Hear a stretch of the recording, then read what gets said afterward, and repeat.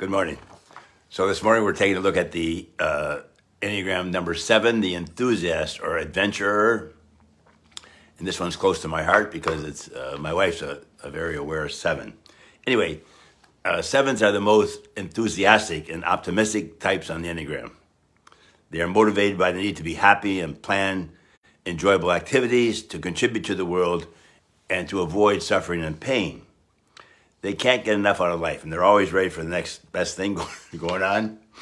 And their biggest fear is experiencing negative emotions or being bored. Life is a party to be embraced.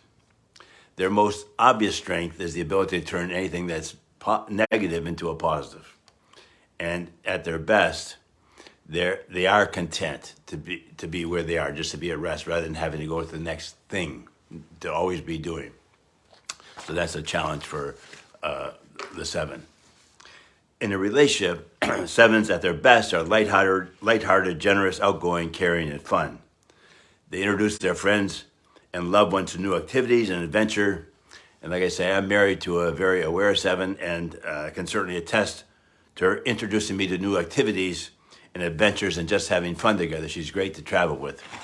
And just the other day, she suggested we go to a friend's house for a dinner and hot dog. Well, probably the last thing that I wanted to do. I'm very willing to just stay put. But we went, and we had a great time, and it was fun for both of us.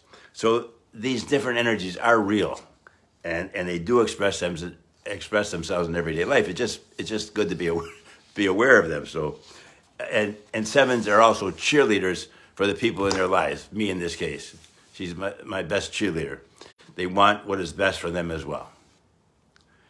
And just as an aside, now think about this. This is years ago, but before we were introduced to the Enneagram, remember I'm a 6 on the Enneagram who tends to operate out of fear.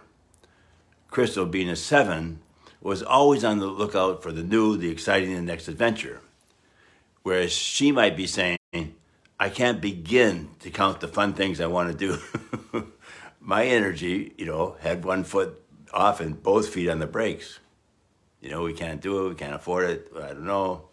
Anyway, so knowing our types has been very helpful in our relationship to be able to recognize we tend to see the same situation from totally different perspectives. And it doesn't make one right and one wrong. They're just different, and we can figure out what to do so it's okay for both of us. So it's just helpful to know. But these energies are real for sure, and they do show up all the time. Anyway, the wings of 7 are 6 and 8. 7s with a more developed 6 wing tend to be more loyal, enduring, responsible, and anxious. 7s with a more developed 8 wing tend to be more exuberant, aggressive, competitive, and materialistic. And the movement for 7 is to 5 and to 1. And the positive move to 5 helps them become more introspective and objective, get in touch with their fears and become more serious and therefore be taken more seriously.